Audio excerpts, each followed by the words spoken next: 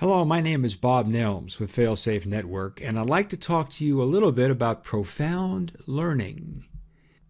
I'd like to start by telling you a story about my F-250 pickup truck. This story happened about 10 years ago. It's an example of non-profound learning that I will continue through the course of this talk to make a point. I had to go on a business trip, and I wanted to take my family car. It's just a nicer car than this F-250 pickup truck. I was only going to be gone a day, so I told my wife if she needed the car to take the truck instead, and she was fine with that.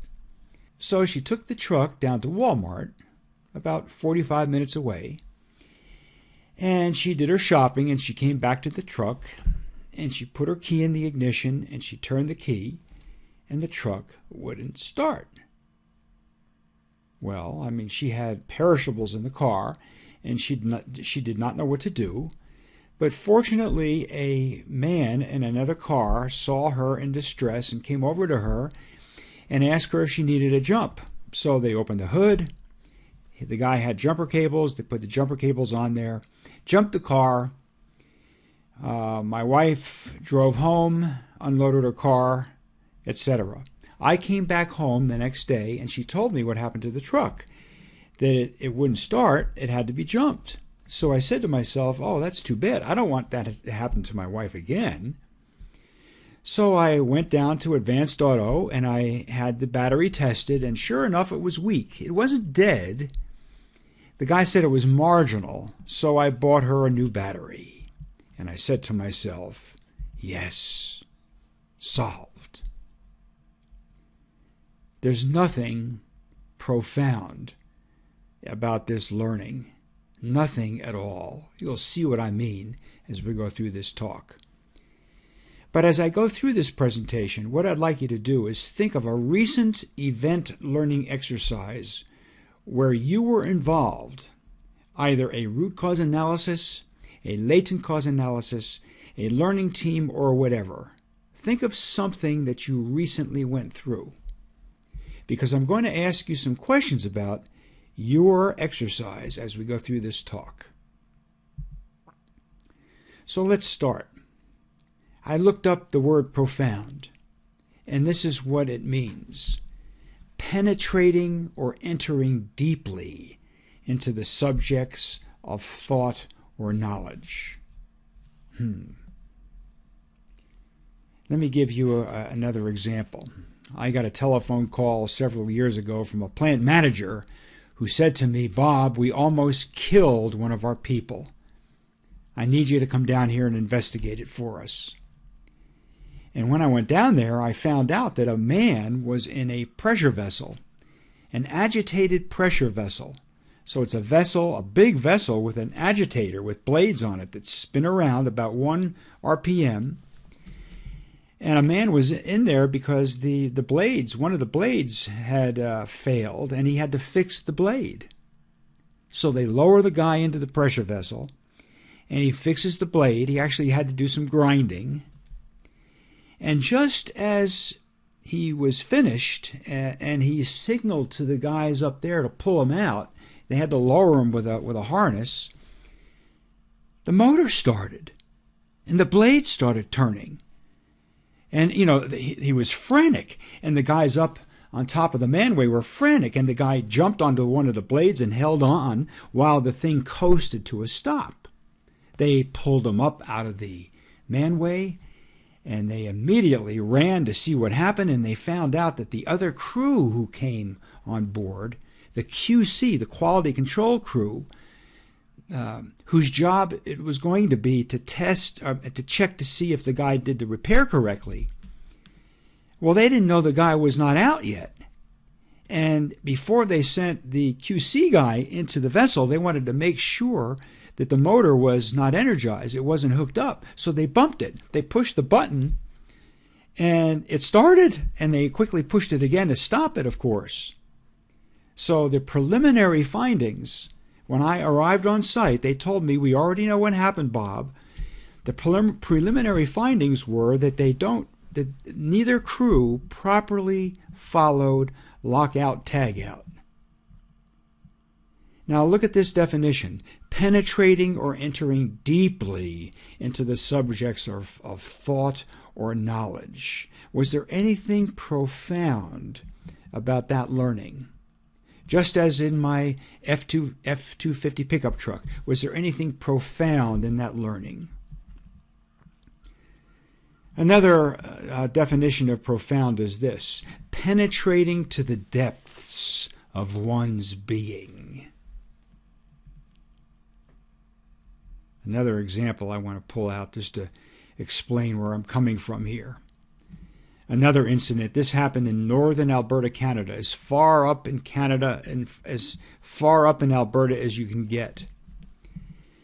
They called me up and they said, "We almost killed someone, Bob. Please come up and investigate it." So I arrived on site and I found out that these people up there are building a road with big bulldozers in a very remote part of Alberta. And it's winter. It was 30 degrees below zero, and there was a snowstorm at the same time with winds. Actual whiteout conditions the day of this incident.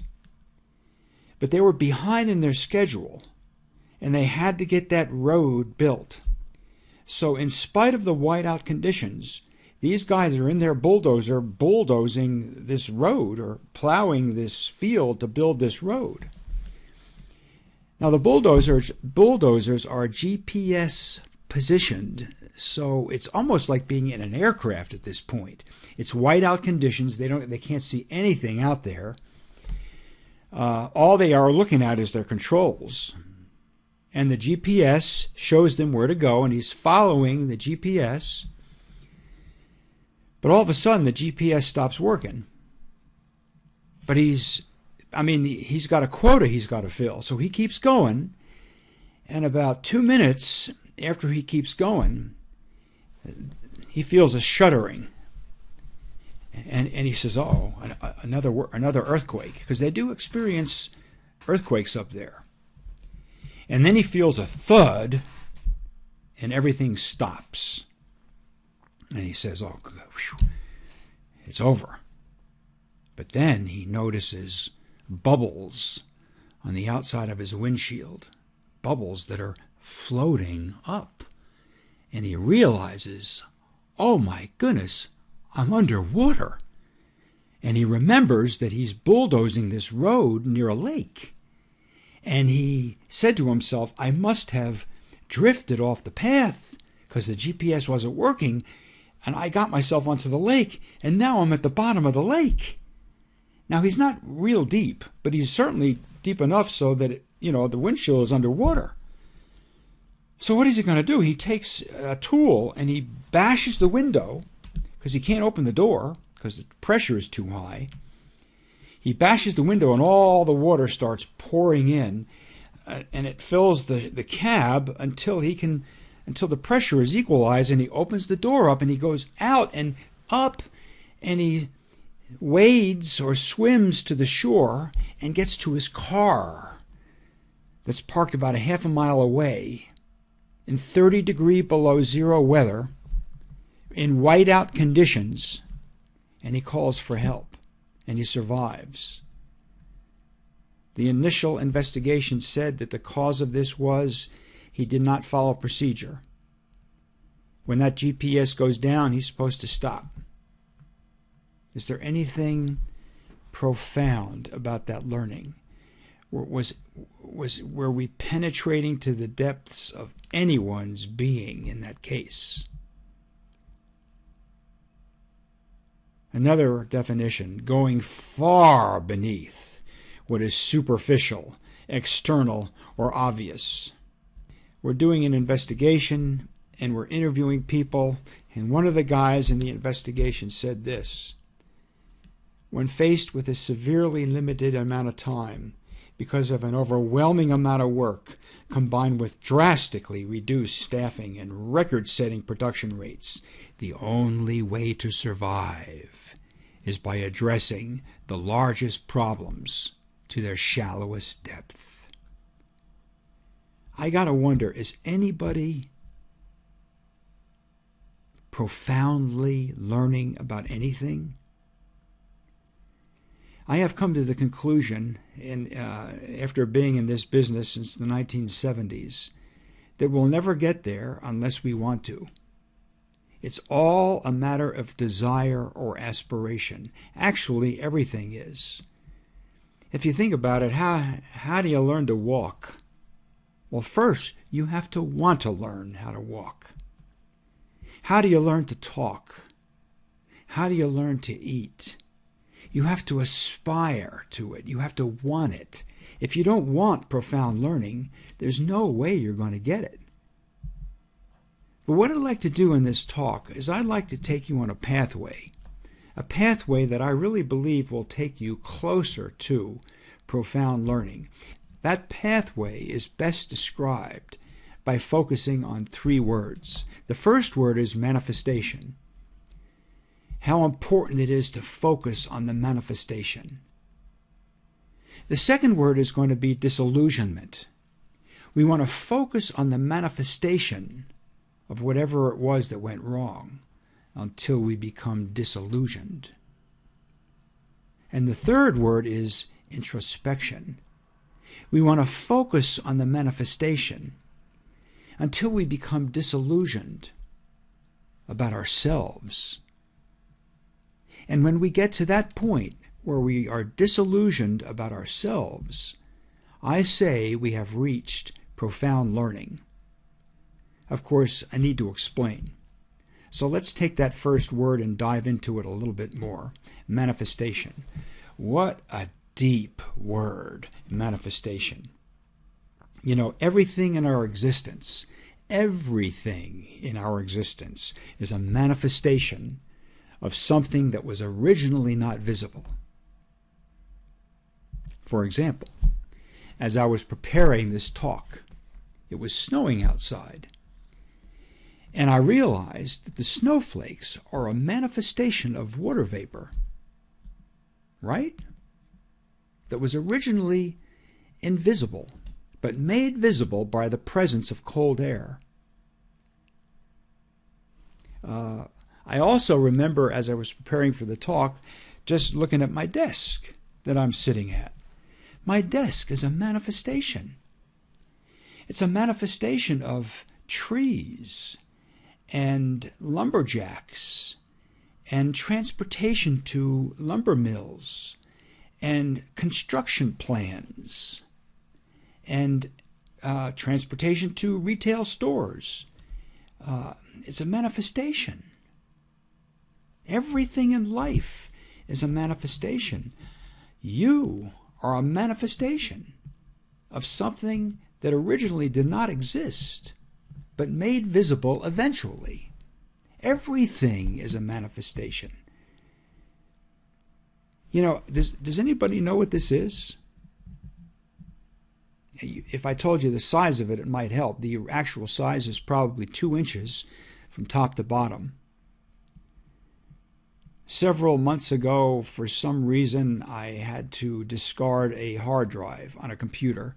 And before I discarded the hard drive, I wanted to see what it looked like inside. So I took it apart. And this piece, which is right here, this actual piece,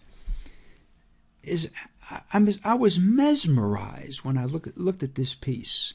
And I remember thinking to myself, if an alien ever visited Earth, and something happened to the human race and it wasn't here anymore, but the alien found this, they would be amazed at what they see. I mean, I was amazed. I mean, look at the materials of construction on this and what it might have taken to get it to this point. And the circuitry, you can't see it, but I'm looking at the circuitry. If we look at it from another angle, the circuitry on here is intricate. There's 1/32 of an inch square pads that actually ride on the hard disks as they turn around to read what's on those hard disks. Every manifestation, every physical manifestation of a human being is evidence of who they are on the inside. There's so much in everything that we look at. In fact, there's an epic story behind everything we see. There's an epic story behind the hotel you might be sitting in, or the house you might be in. There's an epic story behind everything and everyone. But now let's shift to things that go wrong. Because things that go wrong are special. There's an absolute epic story behind everything that goes wrong. And I think we need to realize how special these things are. Looking back on life, according to Malcolm Muggeridge, it's one of the things that strike you most forcibly. That the only things that have ever taught anyone anything are things that go wrong. Not success, not happiness, not anything like that. The only thing that teaches what life is about, the joy of understanding, the joy of coming in contact with what life really signifies, is suffering and affliction. Things that go wrong are the only phenomena of life capable of prying us out of our own objectives, desires, and goals, to force us to look at life's basic truths, if we're willing to dwell. There was an epic story behind why my truck didn't start in that parking lot. Was I aware of that epic story 10 years ago? And the answer is absolutely not. Oh, I might have been aware of it, but I did not aspire to understand that epic story. There's a whole series of dominoes that led to that. And for those of you who don't like the domino analogy, maybe you'll like this one better. There's a whole series of dominoes that are interlinked, that account for anything that goes wrong. If any one of those dominoes on the outside edge goes down, there's not a linear relationship cause of it. It's more like this. And for any of you who might think that the root cause of those dominoes going down is whoever dropped the ball, that can't be the root cause either, because why did the guy drop the ball? Why did they even come up with this in the first place? Why didn't they make it a little bit more neat? Why is there a stapler and a mouse in view? There's an epic story behind whatever exists in life. Now, obviously, we cannot stop everything and ponder all that surrounds us all the time. My goodness, nobody would ever do anything. But when something goes wrong, please, when something goes wrong, there's an epic story that is begging to be revealed. I don't know, maybe a month after I replaced the battery, my wife is down the mountain again with the truck. She wanted to take the truck because she wanted to get a lot of plants at Lowe's or Walmart or one of those stores. But the same thing happened. She loaded the back of the pickup truck with her plants, and she got in the car, and it wouldn't start. And she said, well, gee, Bob just replaced the battery. What's wrong? And she got flustered again. And another guy came, and he jumped the car, and it wouldn't start. It just wouldn't start. So my wife said he opened up the hood, and he got around to the passenger side of the hood, she said, and he got a screwdriver, and he did something to under the hood on the passenger side of the hood, and it started all of a sudden. And when she told me that, I said to myself, oh, he jumped the starter relay. It wasn't the battery. After all, it's the starter relay that's bad. Am I at the point of profound learning yet? Think of your example event. How aware were the involved people that there was an epic story behind its manifestation? I'd like you to all think right now. Pick a number between 0 and 5. 0 is totally unaware and uninterested, and 5 is totally aware and keenly interested. So let's go to the next word, disillusionment. Remember, we want to look at the manifestation until we become disillusioned. Disillusioned. Let's think about this word for a while. I want to demonstrate something by doing a card trick with you. Actually, this isn't a trick. This is fascinating. I'd like everybody to pick a card right now. Pick a card. You know something? You're all going to pick the same card.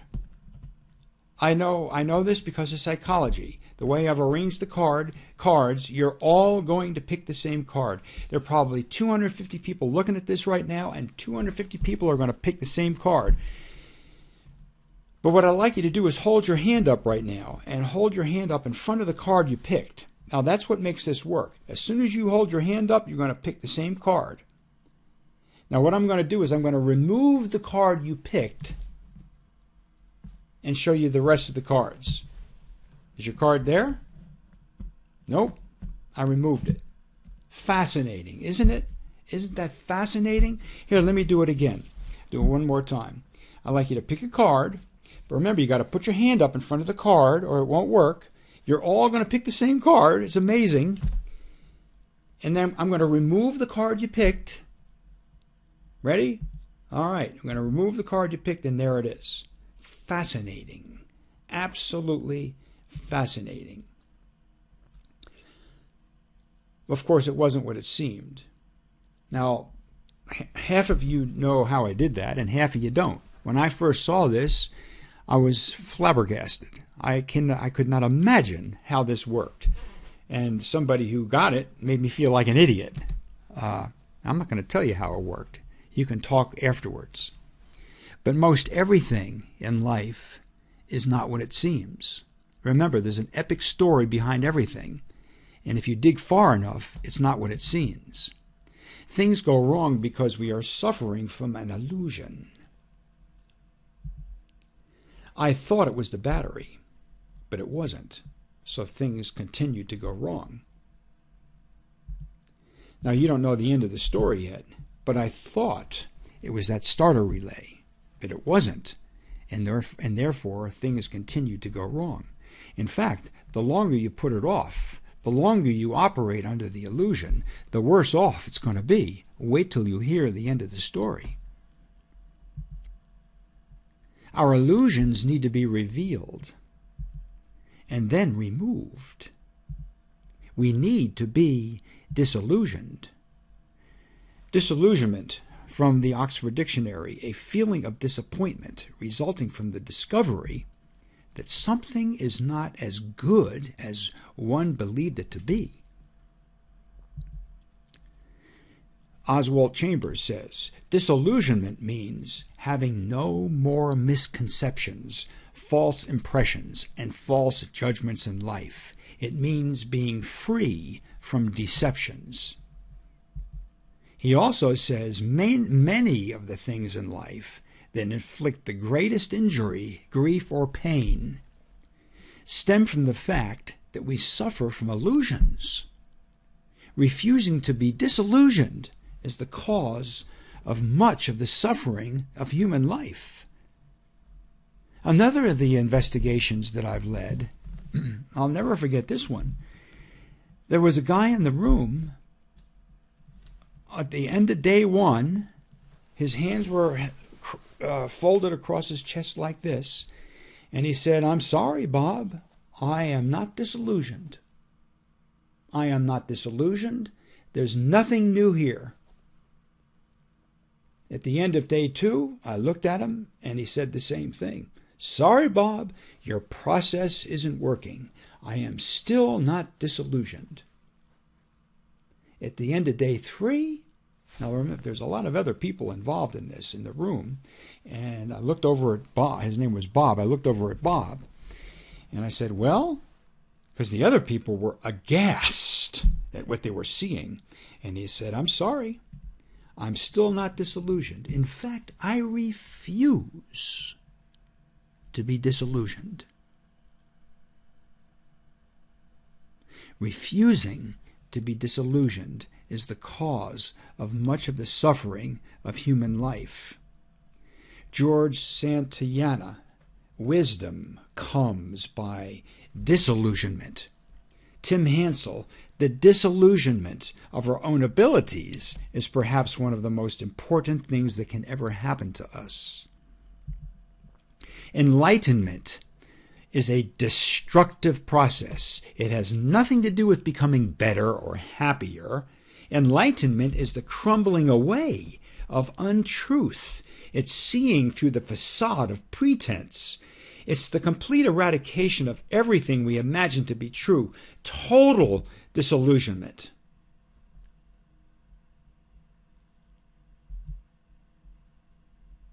So, my wife wanted to go take the truck down again before I had a chance to change out that relay. So, I said to myself, well, look, I know how to get this thing started if it happens to you again. So I want to show you what to do. So I said, get in the driver's seat and turn on the key to start, but don't start it. And I opened the hood. And I said, okay, come over here with me. And we were standing on the passenger side of the hood with the hood open and had this big, long screwdriver. And I said, see this relay here, honey? You stick one end of the screwdriver in that bolt, and you touch the other end of the screwdriver to the other bolt. And when you do that, the car will start. Look. So I did that. She's standing right next to me. I went down like this, and the car started, just as expected. The only problem was the truck took off in reverse.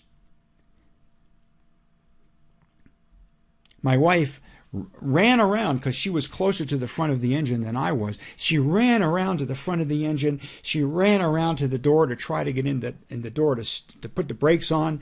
And I yelled at her, stop, stop. I didn't want her to get hurt. I didn't want the truck to run her over. And she stopped, and the truck went barreling down the hill because we live in the mountains and there's a hill, and it crashed.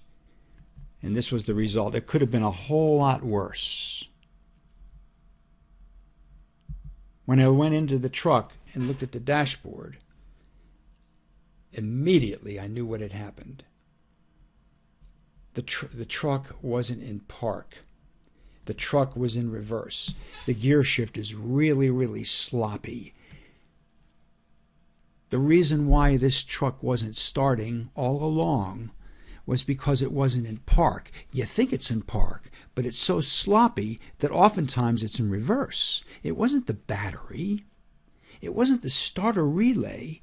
It was the sloppiness of that gear shift. And when I looked underneath the truck to explore and to inspect this mechanism, I was appalled at what I saw underneath. These were the brake lines, totally corroded. The actual oil pan, it was like this, and I pushed my hand up in there, and it actually poked a hole in it. I explored a little more, and I found out that this truck was formerly owned by a paper mill. Disillusionment leads to shock. Shock about my truck. Shock about myself. So think of your example event. I'm hoping you're relating this to your example event.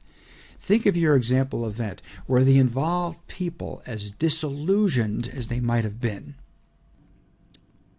So let's go on to the last word right now. We want to dwell in the manifestation, which by example I did not do with that F-250. We want to dwell in the manifestation until we become totally disillusioned about ourselves. And that's what introspection gets into. It all ought to end with introspection. Why?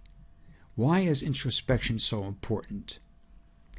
Well, it's because of this. And some of you aren't going to like this, but so be it. Everything that goes wrong in a system created by humans can be traceable back to humans. Everything. No exceptions. Now, I don't know why people have a problem with this, but maybe half of you have a problem with this. Let me say this a little bit differently, in a way that you'll all accept, okay? Everything that goes right in a system created by humans can be traceable back to humans. The fact that the projector is working right now, the fact that the sound system is working, the fact that there is a hotel here, all of this stuff was created by humans. So everything that goes right in these systems can be traceable back to humans, right? Then can't we admit that everything that goes wrong can also be traced back to humans? But let me be a little more definitive here. Let's say this is a process flow. It's flow of electricity through transmission lines. It can be flow of oil through pipelines, flow of paper through a paper mill. It can be service. It can be flow of service through a hospital. It can be anything. It's flow. Our businesses exist to make sure that flow, that process flow continues. And the way we do this is that we put frontline people up there who interact with that process. These are the operators, the maintenance people, the hospital staff, the doctors, the nurses, the aides. Okay, but in addition to the front line, of course, we have support. We have management, we have the executive, we have everybody in support of that front line. That's all they are. They are there to support that front line. Now, when something goes wrong, and all we do is focus on the front line and say, the operator didn't open the valve. That's the blame game. That's ridiculous. Nobody wants to do that. It's flat out untrue anyway, that it's only the operator. We are all partially responsible for everything that goes right and everything that goes wrong. All of us partially responsible for everything that goes wrong and everything that goes right. But for specific events, some of us are more responsible than others. How can anybody argue with that? If something happens in that block, on that process flow, what we want to do to get to profound learning is we want to immerse the right people in the manifestation, whatever that manifestation is. It could be an explosion, a fire. It can be a mechanical problem on a piece of equipment. It can be something that happened in a hospital bed. We want to immerse the right people in the manifestation until they become disillusioned, so they can finally introspect and ask themselves, what is it about the way I am that contributed to this event, and what do I intend to do about it? Everybody on all the yellow circles that I've outlined in there ought to be asking this. And it's never going to happen unless you have a no blame policy. No blame. If I was the president of any one of your companies, I know what I would do. I don't think this, I know it. I would say that my whole organization, if anything goes wrong in my organization, there is to be no blame. The only time that you would have to worry about your job or a reprimand is if you are blaming. No blame. However, if I was the president of your organizations, I would say, you are required to be introspective. You are required to ask, what is it about the way I am that contributed to this event, and what am I going to do about it? You're not allowed to blame. You are going to be required to be introspective. And if you put those two things in place, if you get nothing else out of this talk and just go there, you will be profoundly learning more than you ever have in your life. When I did this with my van and with my truck, when I finally got to the truth of what happened and I was required to be introspective, I had to admit to myself, and this was true back then, 10 years ago. I tend to jury-rig things when I don't have to, and encourage my wife to do the same. And I know this is not good. I tend to trust people too often, instead of trusting but verifying. And I know this is not good. I trusted the dealer. I think I know more than I really know about automobiles. And I know this is not good. Now I know what some of you are thinking. Some of you are thinking, Bob, this is too wishy-washy. It's focusing on the people stuff. I mean, we need action items. We need to do things. This people stuff just isn't gonna get it.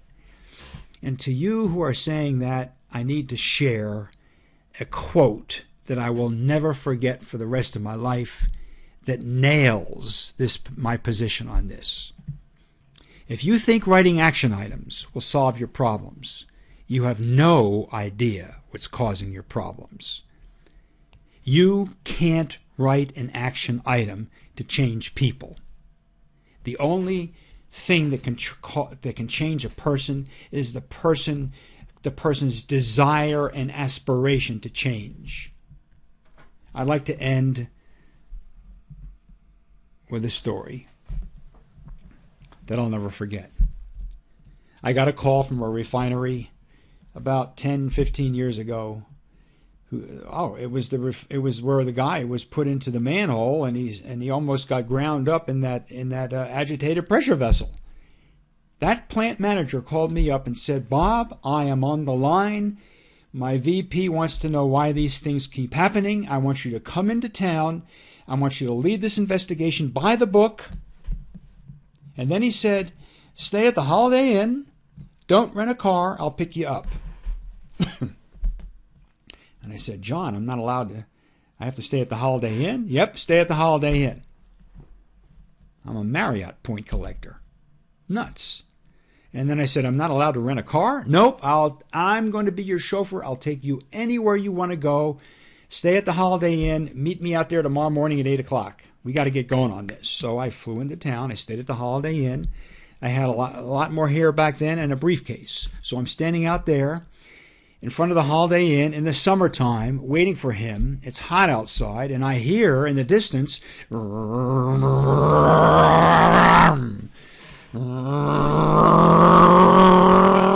I hear this hot rod noise. And as it gets closer and closer, I hear music. I hear boom, boom, boom, boom, boom, a loud bass noise. And I look out there to see what it was, and it's a white Corvette screaming down the street. And he screeches to a stop in front of the Holiday Inn. And I look down to see who it is, and it's John, the plant manager. And he said, hey, Bob, how you doing? How do you like my new Corvette? I just got it last week. Come on, get in. The reason he didn't want to rent a car, he didn't want me to rent a car, is because he wanted to show off his Corvette. So I had a briefcase. I go to the passenger side. I open up the front door, and I wanted to put my briefcase in the back of the front seat, but there's nothing behind the front seat. There's nothing there. No room to put anything. So I'm trying to figure out where to put my briefcase, and I'm leaned over, and as I'm leaned over, he floors it, and I go flying back in my seat, and the windows are rolled down, and the wind is blowing in, and my hair is flying all over. He's got the radio up loud, and he's screeching through this town. He pulls up to the main gate of the refinery, and instead of stopping, he does a 90-degree turn outside the main gate and follows the fence line through a dirt road, bumping all over the place. He finds a hole in the fence. He goes through the hole in the fence. He pulls up to his office, and we start these meetings. This guy's nuts. He's a banana man. At the end of the day, he takes me back the same day, and he said, good day today, Bob. Good day today, Bob. I'll meet you out here tomorrow morning for day 2. And I said to myself, what am I going to do? What am I going to do? I never even got the seatbelt on day 1. So I said, I know what I'm going to do tomorrow. As soon as he gets here, I'm going to sit down as fast as I can. I'm going to put the briefcase between my legs. I'm going to squeeze my legs together. I'm going to reach for the seatbelt and click it as fast as I can, because you don't have time with this guy. So here he comes the next day. The same thing. He roars to a stop.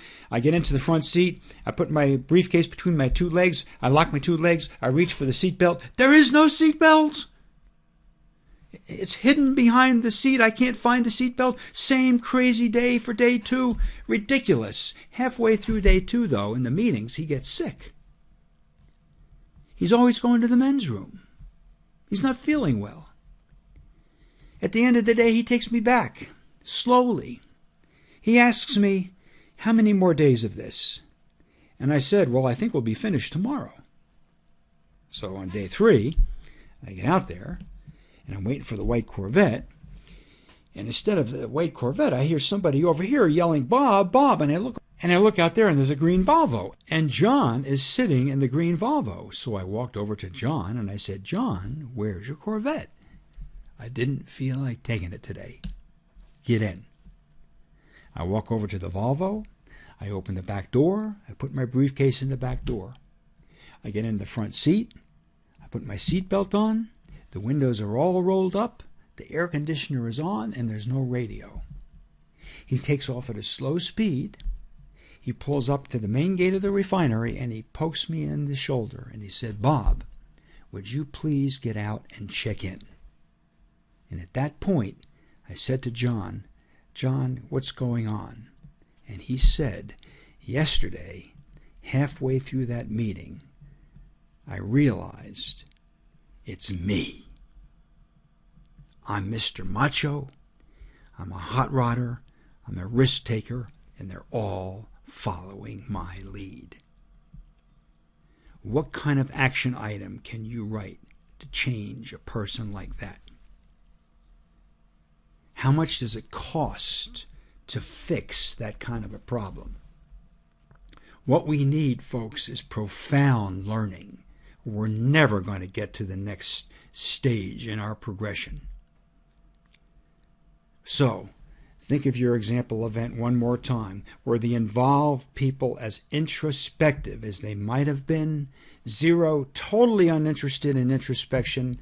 5, totally absorbed in introspection. Pick a number, 0 to 5, 5 high.